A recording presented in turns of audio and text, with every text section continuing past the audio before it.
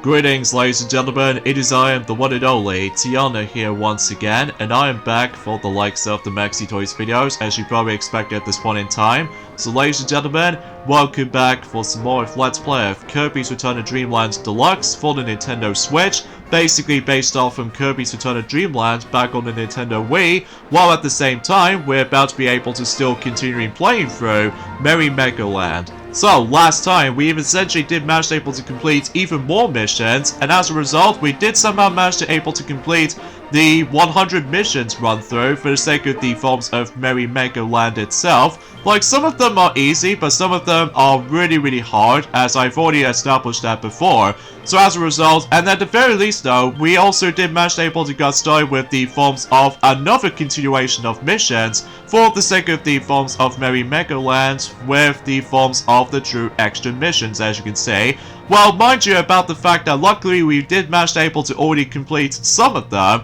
like for instance with the forms of this multiplayer trick in the forms of Kirby on the Draw, and especially noticeable with the forms of anything else potentially. So today, for this video, is about the fact that I think, suffice to say, this will be an entire finale of the forms of Merry Magoland. And, for instance, about the fact that we've only got about roughly 8 missions left until we're basically completely done with everything for the sake of the forms of Merry Magoland itself. Because of that though, yeah, we're able to actually go ahead and finish this particular mode once and for all. So, for instance, let's go into the forms of this particular sub-game right here that we definitely need to finish off completely. That's what appears to be Crackety Hack, which, as a result, yeah, I'm also able to say this right now, that I'm actually going to be mentioning about the forms of, well, let's just say, the top 5 hardest missions I ever have to go through throughout the majority of the forms of Merry Magoland itself. But I think I should probably explain more details about that once we're able to continue experiencing the forms of Merry Magoland itself. So either way though, a few things I want to explain for this point today before we get to this particular conversation, and that's what appears to be about the fact that today's day is of course the 11th of August today, in some cases though in 2023 today. Recently, about that particular point where CapKing74, he's now back onto YouTube, and as a result, he's now going to be tackling through the next Pokemon Let's Play. And as a result, he's going to be tackling through Generation 1, except the fact that he's going to be most likely focused on the remake, which appears to be Fire Red. Although originally he was able to expect to do Leaf Green, but as a result that he does able to actually have a lot of issues with the forms of the actual Game Boy Advance cartridge version of Pokemon Leaf Green. So because of that though, that might be something primal reason for that. So, but either way though, yeah, without further ado, let's get into the forms of the actual today's discussion at this point, and that's what appears to be, of course, the actual top 5 hardest missions I ever have to go through for the entire Merry Magoland. Although, if you aren't, well, tough, because I already did manage to organize the actual mini top 5, and you're gonna able to actually listen to me ranting upon the forms of the hardest missions throughout, and then you probably get the idea for that. So number 5 goes to 3 win streaks for the sake of the forms of hard level in Crackety Hack. This particular mission is so difficult to able to accomplish for one dang reason. Because of the forms of this ending portion where you have to able to utilize the lock-on cursor feature, and it's way too fast for the most part, and as I said this before, if you mess up once, then obviously you lose one of your win streaks. So because of that though, yeah, it's so maddening for that point. And I will say the number 4, it has to be by the forms of Checkerboard Chase, is a nasty piece of experience. Even though I still really enjoy Checkerboard Chase as much as the next guy, because usually, relatively speaking though, sometimes it can be very chaotic at one point. And on top of all that stuff though, when it gets onto the you know, intense and high-speed modes, then it should be a little bit more fun and hectic at the same time. But of course, there are some worse situations where, for instance, you might get cornered by, you know what I'm saying about the fact that you easily gonna get yourselves trapped by the forms of certain computer players keep on, you know, obliterated those blocks, and then sometimes the respawn points can be felt a bit stingy at points, so relatively speaking though, at the very least you don't have to necessarily try to worry about the actual win streaks or anything else to be more specific. So because of this though, yeah, you probably already know what that is though, especially considering about that particular point where, if you couldn't tell already, this is going to be a post-commentary for this point, especially noticeable because, my god, the amount of edits I have to do for able to actually deal with this win streak conditions is a pain in the backside, especially noticeable because, like I said before, I'm doing exactly the same system as the forms of Mario Party Superstars for survival mode, most likely, because if you lose once for that particular win streaks, likely also for the sake of the forms of, if you try to get those 2 achievements based off from survival mode in Mario Party Superstars, likely for 5 wins or 10 wins, if you screw up once, well, obviously I highly suggest you're able to switch off the cloud system, so just to ensure about the fact that it doesn't go automatically downloaded to your autosave feature. So because of that though, that's the primary example. I'm going to be doing the same thing in this game in particular, for most notably for 3 sub-games particularly. Like for instance with the forms of not only Bomb Rally, but also with Crackety Hack, alongside with the forms of Samurai Kirby, which I'll explain more details about that in a moment. And on top of all that stuff though, is about the fact that, relatively speaking though, that I have to cut out a lot of failure attempts during the forms of that specific point. Oh, and another thing too is about the fact that if you fall off at least once during the forms of this particular sub-game itself, for that particular challenge I was going to be on about, basically you're gonna get screwed, and no matter what though, that's the primary example of why that this video might took a bit so long to able to actually get to this point. Especially noticeable because, again, with so much repetition you have to put up with, especially noticeable if you really want to go for a 400% experience, well, just good luck, because obviously about the fact that, well, obviously not only do you have to do it one time, but twice, with the forms of not only for its normal version of intense mode, but also the high-speed version of this as well. So meaning about the fact at a particular point, there are a couple of times you might potentially get yourself screwed over. Although the best strategy I can think about it is that you don't play aggressively at one point, so you're gonna have to able to actually find yourselves a good spot, so just in case you don't fall off once. So I think of like the forms of the perfect challenge for the likes of not only Sonic and the Secret Rings, but it's also with the forms of Reach the Goal Unscratched during the forms of Sonic Unleashed for the PlayStation 2 and Nintendo Wii versions, and on top of all that stuff though with Sonic and the Black Knight for perfect challenges as well. So yeah, it does kind of reminds me of that. And as far as number 3, as far as this is concerned, is that Egg Catcher 28 is a nightmare. I mean, it's nothing to do with the sub-game itself, that's practically okay, but sometimes, I will admit though right away, is that the timing aspect is way too fiddly. And on top of all that stuff though, if there was that one particular trick I just wasn't able to classify for something, that's what appears to be about the fact that there's this trick called a pulse trick, where basically if everything else goes a bit too much for you, luckily you can able to actually pause at any time, for specifically if you come to certain situations that if you're having issues with the timing aspect, if you try to eat up certain eggs and all that stuff, well, you see why, as soon as we're able to actually get back into the forms of Egg Catcher for, presumably, for the final time. So, either way,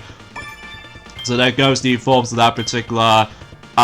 mission accomplished right there, for the sake of the forms of intense difficulty for regular run. Now we need to do this again, except now we need to do it on high speed mode. So, yeah, because of that though, that the reason why I'm truly saying that's number 3 on the Egg Catcher 28 mission is not the hardest in the world, because, well, you know, as I said before, that usually the pulse trick system will always comes in handy. I mean, sure, it's a cheat, but I did this for a grand total of maybe likely or so for a few minutes or so, and relatively speaking though, that it doesn't give me that much trouble, although usually, relatively speaking though, whenever I manage to play this on my own time for a bit, that I somehow managed to able to also use that particular useful feature, and that is utilizing the right Joy-Con for likely also do the same thing, except you do have the tiny buttons, which makes accuracy a little bit more easier. But as a result of that kind of stuff though, it still is very difficult most of the time, especially noticeable because if you catch one of the bombs in general, obviously about the fact that you pretty much guaranteed able to start all over again, meaning there's some constant resets, and especially noticeable about that particular point. Again, luckily there's no win streaks or anything else like that, unlike number 2 hardest mission in Journey Forms of Merry Magoland is Samurai Kirby without making a fault twice. So as a result, with 2 win streaks. Because, believe me, when I was able to actually do this processing for this video, that mission took me almost 1 hour and 7 minutes to able to complete that mission. Not because of the lack of sound cues on my TV, though it can get pretty much quiet at times, but because of this gosh darn Meta Knight that somehow goes way too fast. Because believe me, I'm not exactly great at Samurai Kirby, because as a result for that particular matter though, that I can usually be fine with defaults the timing aspect, except the fact that sometimes I always comes off a bit too late. Like, for instance, like I mentioned this before, since my TV was not exactly loud enough, so meaning about the fact that with the lack of sound cues makes things a bit more difficult, and on top of that, you need to be absolute with the actual timing, assuming of course if these 3 exclamation marks shows up, you need to be absolute to able to actually press the A button at the right time. Although, like I said before, sometimes the timing needs to be absolute, so as a result, there are a couple of times that I somehow managed able to press the A button too late, or in some cases though, if I accidentally press the A button at the wrong time, obviously that also counts a fail, because if you get a fault once, you also need able to restart the entire win streak all over again. And in addition to that though, about the fact that you also need able to restart your downloading your cloud data, assuming of course if you still manage to have yourselves 1 win streak. And on top of all that stuff though, well, thankfully for the most part the 4 opponents aren't too shabby, or especially noticeable, it's not that difficult, but Meta Knight on the other hand is always a pain in the backside in my opinion. Although relatively speaking, I was originally trying to able to also include without taking a single hit mission during the forms of level 3 portion of, for the sake of the forms of, you know, in booming blasters, except from there, the sub-game is twice as long, and as a result, sometimes you might easily get wrecked by the forms of certain computer players in mind. Now on top of all that stuff though, is about the fact that sometimes it can be depending on RMG, depending on the forms of that star beam cannon, to somehow shows up in random spots. It could be either be right next to a computer player, or other times not at all. So again, if you demand perfection from me, game, I demand perfection from you, because this isn't perfection. So because of this though, yeah, you probably get the idea about the fact that this kind of reminds me of the forms of the perfect relics. For the sake of the forms of Crash Bandicoot 4, it's about time. I know I keep on mentioning about this so many gosh darn times, but believe me about the fact that if you really want to able to go for 400% in this game, prepare to be tested with both your reflexes and your temper. Especially noticeable during that some form or another, that you do definitely need able to recommend trying to able to, well, you know what I'm saying. So either way though, and as far as number 1 is concerned, I will say about the fact that particular point that I'm definitely going to be saving that mission for last, because thankfully with the forms of the true final mission needs to be completed, thankfully it's self-explanatory, but it's actually still a pain to deal with, especially noticeable you have to go for this arduous task, and also it's a lot more fatiguing. Now on top of all that stuff though, is about the fact that relatively speaking though, yeah, because of that though, I could imagine about the fact that for first time players who ever experienced true extra missions like these, my god, I will grant you some wish of bit of good luck around here, because obviously about the fact that, trust me, whenever you do manage to able to experience certain missions in the forms of Merry Magoland, well, you're gonna need some luck, because obviously, well, at the very least potentially, if you really want able to make things a bit easier, as I said before, you can able to actually activate the multiplayer function, so at the very least what if I did manage to test this out with Jewel, alongside with the forms of probably Starlight Glimmer, that at the very least though, it does somehow manage to work. for certain sub-games. Like, for instance, we did manage to able to have a lot of fun playing Booming Blasters on our own spare time. And as a result, that it does manage to able to count for certain missions accomplished. So, yeah, as a result for that particular point, that might be a primal reason for best to recommend able to play the actual Merry Magoland in multiplayer sometimes. But then again, certain missions are locked out behind single player experience because, like I said before, for Samurai Kirby, you need to do the actual missions by yourself. And as a result, it can be pretty difficult, especially noticeable for hard difficulty setting. And Jesus Louise, whenever I managed to play that particular thing on my own time, jeez, it almost took me about 2 hours to complete it. Like, as a result, because again, you need to be absolute with the actual timing when you're pressing the A button. Although it's bad enough that because of the forms of my TV, it does have a lack of,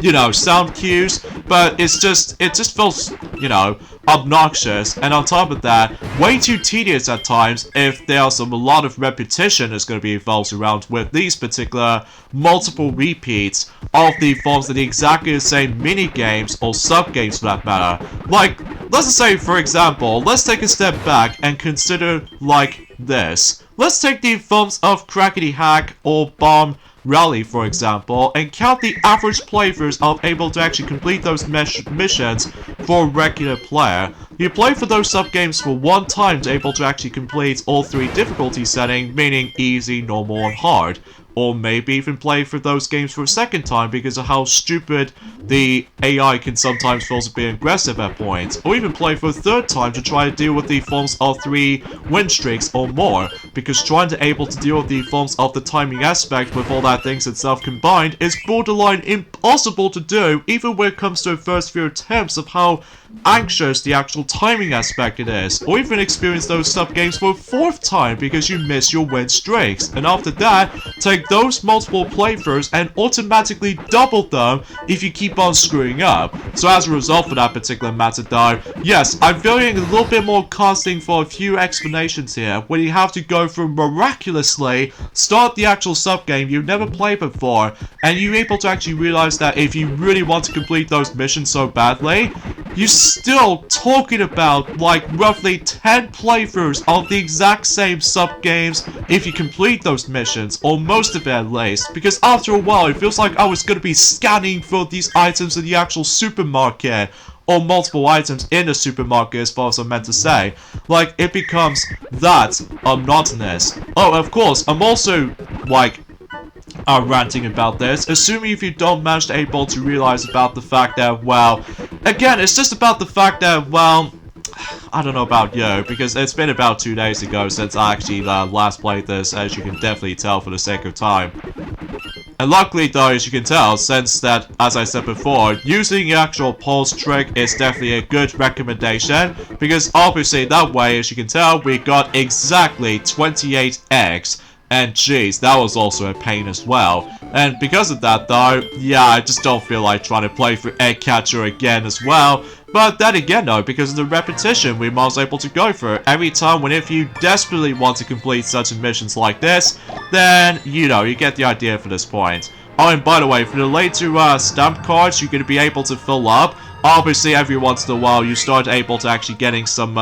random goodies and stuff like that, ranging between maximum tomatoes, as well as the forms of other items and all that stuff. So yeah, that might be a primal reason for that. So anyways, let's mention about the forms of the #1 hardest mission in the entire Merry Magoland to me though. That involves around Perfection Run on level 3 for Magoland Tour, while at the same time wearing the actual manager Megalore mask, which as a result, I think to me though, this mission I'm about to head off to right now is probably one of the most miserable experiences I've had in any party game like this. Or in some cases though, like a party mode or something like that, you're given to the forms of one of the hardest and also the longest mission in the game that just goes on forever, assuming of course if you keep on failing for certain perfection runs, which in order able to perfect during the forms of this specific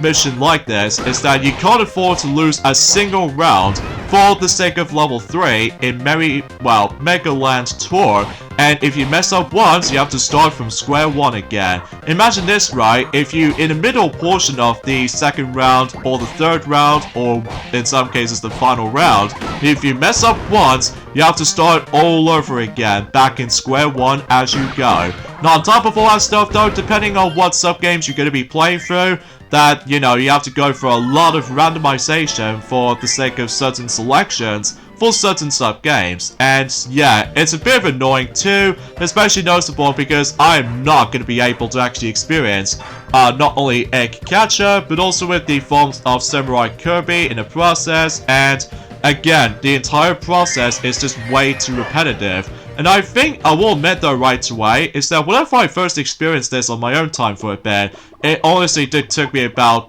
2 hours, and then at one point I was doing quite well in the first 3 rounds, and no matter what though, I've somehow, imagine this right, if I somehow got screwed over in the final round, I have to start all over again because the actual stupid AI can sometimes feel a bit way too aggressive at points, which I'm okay for the challenge like this, but except the fact that, well, I will have to say that Hard on Hard, this is one of, without doubt, the hardest mission throughout the entire portion of Kirby's Return to Dreamland Deluxe to me though. So yeah, screw that particular mission because obviously I hate it. Because obviously about the fact that, well,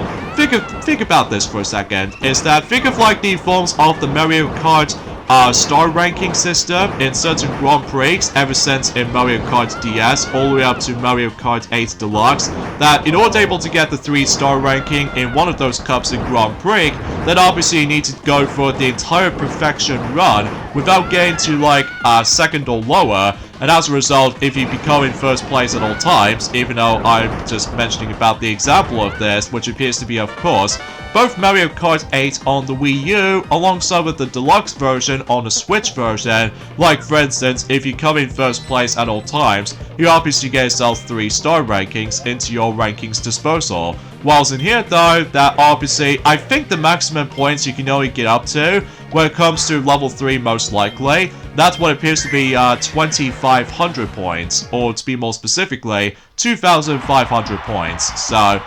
that's something worth noting for. And on top of all that stuff though, certain opponents might get randomized every time whenever I was trying to able to restart this entire process of this godforsaken mission. And luckily, as you can tell, I somehow managed to succeed my perfect timing of crackety hack, but then again though, it's just way too much concentration, and on top of that, it requires a ridiculous amount of timing, because again, if you mess up once, you have to start all over again. And that is the primary example of why I dislike the forms of that particular win streak missions, because it has so much going for it for the sake of the forms of not only for its challenge, but also about the fact that if you start from square one again, for those win streaks all the way back to 0, there's going to be a lot of repetition. I know I say that word a lot, but trust me, what I'm saying is about the fact that, well, wish you luck, I suppose, if you try to accept this challenges like this. So, but I digress. Although, I was expecting if I was trying to mention some news to discuss upon, but honestly guys, about the fact that since we're actually getting very close towards the end of Merry Magoland for sure, and as a result, I can finally seemingly to say about the fact that once this is all over, we can finally move on to the most comfortable, well, experience, although at the same time it's still frustrating at times, which is especially noticeable because obviously we're now on to let's just say the 3rd quarter away from the 100% completion run through of Kirby's Return to Dreamland or something like that. But either way, that's saying something. Oh, and if you're probably wondering, were you expecting about the fact that with Samurai Kirby 100 missions to be pop up somewhere around here, or someone feels a bit mentioning, for the hardest missions in the entire Merry Magoland so far? Well, no. I've honestly have no trouble with the forms of Samurai Kirby 100. I mean, it really isn't that hard, guys, I'm sorry. I mean, I will admit though, it is hell for your first time experiencing this, but what you're able to expect if you keep on retrying the actual, like, performance entering the battlegrounds is actually not too bad. just make sure you need to able to time your button press at the right time, and thankfully without a single fault, then obviously about the fact that you don't have to necessarily try to worry about those godforsaken win streak conditions. So, no matter what though, you can able to actually retry as many times you wanted to, and especially it really helps about the fact is it's extremely satisfying, and it's also one of the quickest sub-games you can play. Like, it honestly took me about, well, as you probably already know, it actually only took me about 5 minutes. I'm not even joking, it actually took me about 5 minutes, as you probably already know. At least it never sent on Wednesday, if you want able to check it out. So, generally speaking though, I will say to say that Samurai Kirby 100, despite you have to do like roughly 3 missions involved around it, and at the same time, that again, it does need to require the Nintendo Switch Online subscription services needs to be activated. I will say though that Samurai Kirby 100 is definitely the most generous thing about it to me, and it's definitely one of the, well, let's say the coolest version of Samurai Kirby mode for me anyway. So because of that though, yeah, relatively speaking, that's all I can really talk about for the sake of the forms of today's discussion, because my god, I'm very glad about the fact that we're getting very close towards the end of this particular mode. Although, don't get me wrong, I still really had a huge blast playing for the forms of Merry Magoland, but when it comes to optional things, you have to go for that particular point all by itself. Well, I think I should probably be able to actually mention about that once we get to the final video for the entire Kirby's Return of Dreamland Deluxe Let's Play, before we move on to, you know, continuation parts of not only Super Mario RPG, and it's also worth noting for with Sonic Frontiers, and you name the rest of it. So either way, well, there we go. We finally managed able to complete that mission, and once we're able to complete the 119th mission, as you can tell, we have finally managed able to realize that we can now finally able to complete the 120th mission in Merry Magoland. So with that being said, everything else is all completed, and on top of that, we can now able to actually get some more stamps in the process to able to get some more items and all that stuff. So because of that, yeah, not much right to hum about, especially noticeable because, again, it took me a lot of tries to able to actually get to this point. I couldn't imagine if someone else can able to experience that. They're gonna have a lot of struggles with this, so believe me when I'm saying this, that is definitely a lot of busy work. So the real question though is, from all of this, the entire full completion of Merry Magoland, once you complete all 120 missions, worth it? Well, no, because what you rewarded with is a little special message saying that all missions cleared, and at the same time, the actual time of day is now into almost sunset vibes, or nighttime, and on top of that, you get yourself a fireworks display and nothing else. That's it. Just few hours of repetitive Strom entry for that. I just need to able to recover my thumbs after doing all that stuff. Oh, jeez. Again, I have a lot of fun with those sub-games, but jeez, these missions are so much to deal with. And that's the reward you get. No new masks, none of that, just the fireworks display. That's it. Oh my god, that is... I will say it's kind of worthless. I mean, it's just for bragging rights. Like, relatively speaking though, that's all there is to say about this. So, oh, good lord. So now we've finally managed able to completely done with everything in Merry Magoland. Although aside from the fact that I can able to come back in for a visit, for the sake of the evolves of Merry Magoland for my spare own time, for able to experience multiplayer, and on top of that, there's going to be more to it than that, because obviously there's going to be some more additional masks, specifically once we get to the next mode, during the evolves of this entire Kirby's Return of Dreamland Deluxe, and as a result, yeah, that's what I can really explain about any of those things. So, I'm sorry about this point, folks, because, again, believe me, these are, without doubt, the hardest aspects about the game for me, though. So,